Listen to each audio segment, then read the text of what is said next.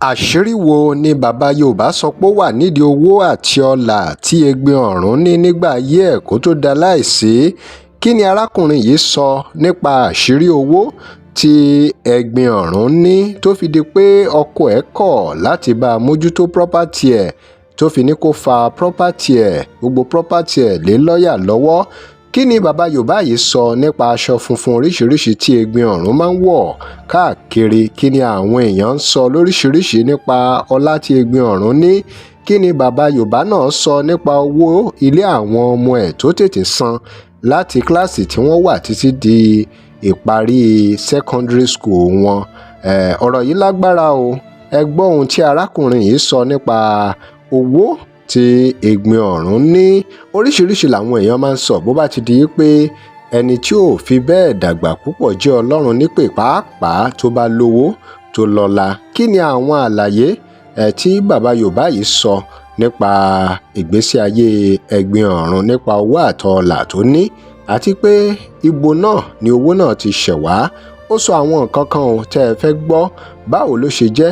Ṣé àwọn nǹkan táwọn èèyàn ń sọ yẹn ṣé bó ṣe rí nìyẹn àbí báwo gangan ló ṣe rí? Èwo gangan lóòótọ́ nínú gbogbo ohun tẹ́ ẹ̀ ń gbọ́ nípa Egbin Orun?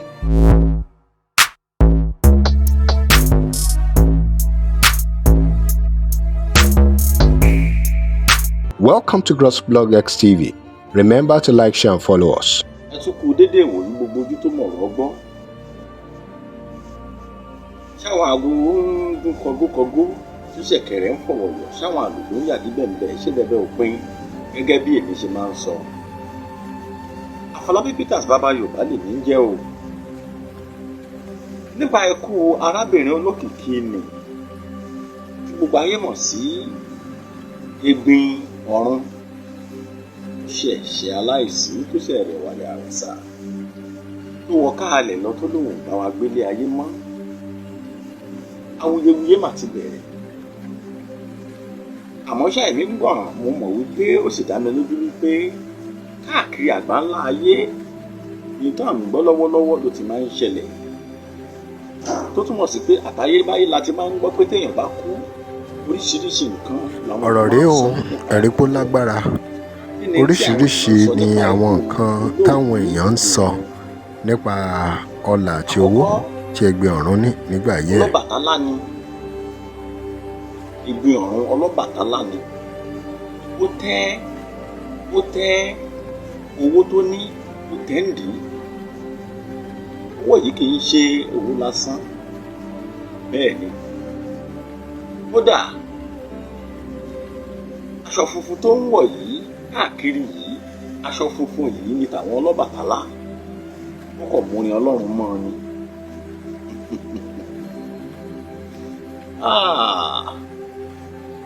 Ìdí rèé tí ọkọ tó fẹ́ ṣe fílẹ̀ tí ò ṣe fẹ́ mọ́.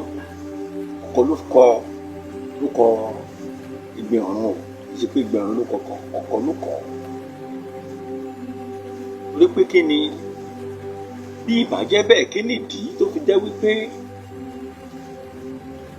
Egbin Orun mọ̀ pé òun fẹ́ kú, ó mọ̀ pé ikú ti súnmọ́ àsìkò, torí gẹ́gẹ́ bí ẹ̀jẹ́ nínú ẹgbẹ́ tó wọ̀ nínú ẹgbẹ́ tó ṣe, ó ti mọ̀ wípé ẹ̀mí òun ò lè kú.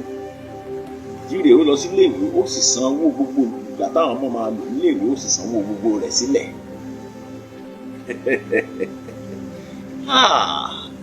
Gbogbo ọ̀rọ̀ yìí náà la fẹ́ rí nínú abala ìrìn àjò tí Àfọlábí Peters rìn, torí náà máa bá mi kalẹ̀.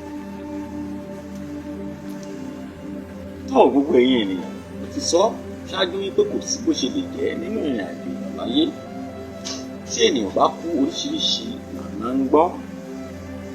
Ṣùgbọ́n gbogbo tí èmi ti gbọ́ òun ni mo fẹ́ sọ yìí, ṣùgbọ́n tí àti ìfìdí rẹ̀ múlẹ̀ tí kì í ṣe òótọ́.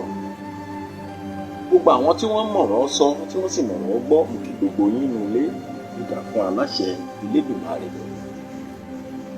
Kí wá ni mo fẹ́ fàyọ ni wípé iye tí ajá awuyewuye ń sìn ni wípé ṣé mọ̀ wípé ní àwọn ọgbà kan tí Egbin Orun ti kọ́kọ́. Ìta wa ń gbọ́n sí ni wípé ọkọ̀ yìí mọ àwọn àṣírí ìrìn àjò Egbin Orun sì tètè fi sílẹ̀. Torí gẹ́gẹ́ bí ọkọ rẹ̀ ṣe sọ́kọ rẹ̀ ní àsìkò kan àti Egbin Orun pé òun pé kóun wá kíkíni kóun wá mánéjì àwọn pọ́pátì òun fún òun ní kó wẹ́lò ní yìí yóò tọ́. Ṣùgbọ́n kò sẹ́ni tó lè sọ ohun tó fà á sábàbí tí àwọn méjèèjì fi yà wá. Eléyìí ni gbogbo ìlànà táwọn èèyàn sọ kiri ní ìsìn wípé torí pé ọkọ mọ àṣírí Egbin Orun pé ó ti lọ lè tẹ nídìí ó sì ti mọ ó ti wọnú ẹgbẹ́ tó burú kan tó sì ti mọ̀ pé òun ò ní pẹ́ kú ìdílé tọkọ tètè ṣe ti yẹra fún ìdí pé tó bá pàpà kú wọ́n lè lóun lòún pa á. Tí gbogbo èèyàn ń sọ kiri ń sí rèé o ilé ìlú gbàgbóró tí kì í sì ṣe òótọ́. Ẹ bèrè pé báwo ló ṣe jẹ́ ẹ̀rí bàbá Yorùbá wọ́n máa ń wá ìdí nǹkan dáadáa. Tó bá jẹ́ pé ó ṣe awo àbójẹ́ ọlọ́bàkálá àwọn náà máa wá sín èyí táwọn ẹlẹ́sìn Kristi wá sín yìí àwọn awo ò ní gbà gbogbo náà la mọ bó ṣe jẹ́. Tó túmọ̀ sí pé gbogbo orúmọ̀ tá à ń sọ kiri yìí ẹ dákun ẹ jẹ́ ká ṣe kí ni ká kó là kúrò nínú ẹ̀kọ́ kọlà orí pé ìwé ló kọlà fẹ́kọ̀ọ́. Orí pé kí ni gbogbo ìwádìí mi ti fi yé mi pé owó tí Egbin Orun ní àtọ̀run lọ́lọ́run Elédùmarè ti yàn án lówó. Ṣùgbọ́n ẹkú ẹ̀ tó wá tètè yá yìí Ọlọ́run nìkan náà ló lè sọ̀dí o. Torí náà gbogbo tá à ń sọ kiri ẹ dákun ní tí ò bá ṣojú wa ń tá àbá mọ̀ ẹ jẹ́ já a sọ́mọ̀. Bẹ́ẹ̀ ni ní tí wọ́n sọ lélẹ̀ yìí ẹni tó Egbin Orun ti kú ẹni tí Egbin Orun àti tó tọ́jọ́ jẹ́ irọ́ wọ́n ti kú o ẹni tó tí ò tó Egbin Orun wọ́n sì ti kú. ọ̀rọ̀ rèé o ẹ̀rí pó lágbára oríṣiríṣi ni àwọn nǹkan táwọn èèyàn ń sọ nípa ọlà àti owó tí Egbin Orun ní nígbà yẹ. ẹja lọ ṣọ́ra wa Elédùmarè á sì ṣe wa á ṣe Elédùmarè ọmọ rẹ̀ yẹ ọmọ Ọlọ́run ní gbogbo wa nǹkan burúkú ni pé ká ṣe máa ṣe kí ni ká máa sọ tí ò ṣẹlẹ̀ ká máa mú àtàmọ́ ó ti ṣẹlẹ̀ ní Nàìjíríà rí gba bàbá wa Ọbásanjọ́ nígbà tí bàbá ṣẹ̀ ṣe pẹ́sidẹ́ǹtì nílùú Ẹ̀gbá tí mo wáyé bẹ̀rẹ̀ sí sọ pé bàbá ti kú bàbá ti mu tíì wọ́n mu tíì kọ́ọ̀bù oríṣiríṣi la gbọ́ o.